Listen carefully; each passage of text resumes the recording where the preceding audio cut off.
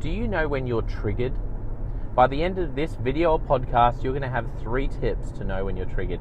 Welcome to the Leadership Question of the Day podcast. I'm Jono White from Clarity. We help leaders around the world to become the very best they can be. And I just want to thank you for subscribing, following, liking, sharing. If you haven't done that, please do that right now. Click the button. It helps us to help more leaders become the very best they can be.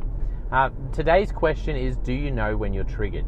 I remember before I understood this idea of what it means to be triggered, I would get so frustrated sometimes. Like there's normal frustration levels where you just something gets to you, but I don't know if you've experienced this. Every now and then something will happen.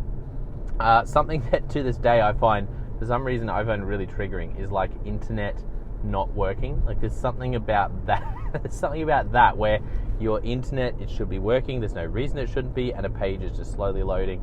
And the whole point of the idea of feeling triggered is that it's that sense of where such adrenaline goes through your body because you're just so frustrated and annoyed that there's almost a sense of losing control. It's like, you know, if you bark back at someone, or you know, you bite back at someone in an argument, or it might be with family or friends, or obviously we're focusing on work in terms of leadership, and there'll be those moments in a meeting where you just snap at someone. That's what it looks like to be triggered. And the whole point of being triggered is, when you understand it physiologically, is there's actually a change. It's that whole fight, flight, or freeze. There's a change physiologically that happens almost instantaneously or in a couple of minutes, where we go from being calm and rational to all of a sudden having that fight, flight, or freeze, you know, just a sense of acting irrationally. And so I remember having these moments, and for me that revelation when I learned this was sitting with a counselor who explained the idea of being triggered, and it just blew my mind because I realized, oh man, I can see now when I'm triggered, when you know, when I'm working on something and the deadline's coming but something's just not working, and then one of my colleagues is trying to, you know, just ask me a normal question, and I snap at them and say, not now, I have to get this out. And I just thought I was just, you know, in the zone or something. And now I realize, no. I was triggered. And I was triggered because of the deadline and because of the stress. And then when that person came and asked me a normal question, my response was actually irrational. That wasn't a rational response to a normal request. And for me, that was a big revelation. And seeing people sort of recoil and go, oh, you know, sorry, and you offend people. And then you yourself a couple of hours later are going, well, why did I react like that? And there's just that sense of embarrassment and sort of like, oh, I'm so sorry. And also there can be a sense of, it can be debilitating where you actually feel like, I wish I hadn't responded like that. I wish I didn't respond like that. But when I'm in that moment, I struggle to control what I'm going to say or how I'm going to act. And so that's the idea of being triggered. And so I want to ask you, how well do you know when you're triggered? Because the problem with being triggered is that as soon as you're triggered, it might be instantaneous, it might take 2 minutes, but it can take up to 2 hours for you to come back to normal, calm, and rational. Let me say that again. It can take you it can be instantaneous or only take you a couple of minutes to get triggered, but it can take you up to 2 hours to come back to a calm and rational state. And so when do you think you shouldn't be making important decisions? In what state do you think you shouldn't be having important conversations? In what state do you think you shouldn't be having robust discussions with people? Well, it's when you're triggered. And if you can recognize when you're triggered in your family life, with your friends, in your volunteer roles, and particularly as a leader in work leading up, you know, with your colleagues, the people you're leading, if you can recognize, I'm triggered, there's that sense of losing control, then that's going to really, really help. That's going to really help you as a leader. So I said I was going to give you 3 tips. If you are listening to this going, oh, mind blown, I've never realized I've been triggered in those moments. And maybe that's an epiphany, an aha moment for you, then I want to give you 3 tips to get better at knowing that. The first tip might sound obvious, but it's just stopping and thinking about what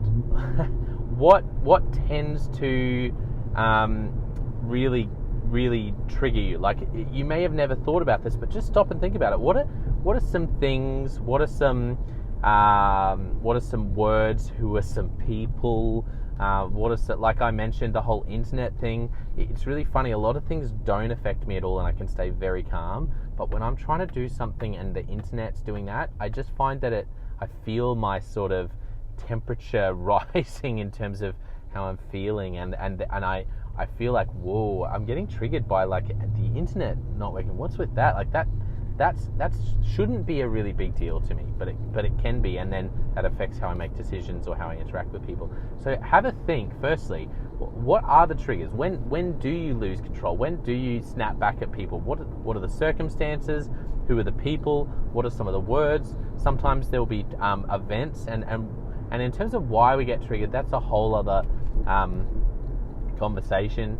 And there's some great people who speak on these sort of topics that I'd recommend, to look up these sort of words around getting triggered, and because there's a whole psychology to it. But there can be trauma. There can be things that have happened in the past where you've gone through something, and so whenever your body, sees that and goes, and your brain goes, "Oh, this is that again," your natural fight, flight, or freeze reaction kicks in, and that can be really devastating. The second thing is, so the first thing is just make a bit of a list of what things you think trigger you, which is a really helpful start. The second thing is, I want you to, the next time you're triggered, is to recognize it. And there's this wonderful quote, I think it's Henry Beecher, who says that when you make a speech when you're angry, it's the best speech you'll ever regret. I've massacred that. It's not exactly like that.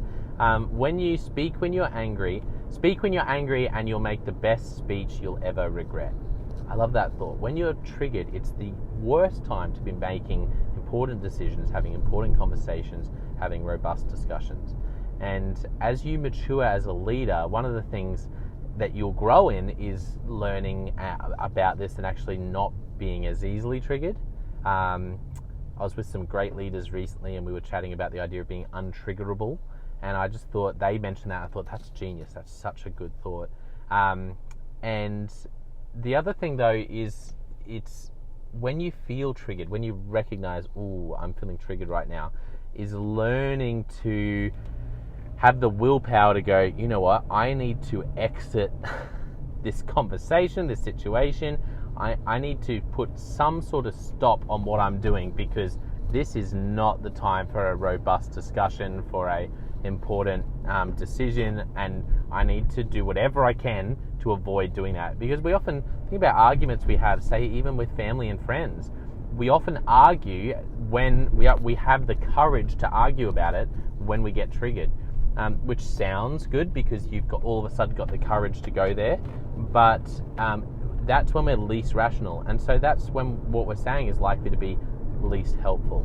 And so that's a really important thing to realize. Oh, I'm triggered, I shouldn't say anything now, rather than, you know what, I'm just going to go there. It's like, well, probably not. If you've decided you need to go there, then that's valid, but don't go there when you're triggered. Wait until you're not triggered. You're going to be more rational, and you're going to get a better outcome.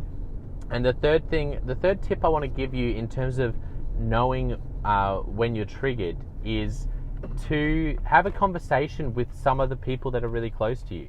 I reckon this is a great conversation for spouses to have with one another. I just think it's such a powerful thing to talk about and say, when do you notice that I get like, are there any topics, are there any days, are there any people where you go, oh yeah, when that person is around, you're definitely more on edge, and you can be triggered. And so have a conversation with some of the people you're closest with. Maybe you have a great boss or a great colleague or a great friend that you're really close to, and just ask them, hey, I'm trying to grow as a leader.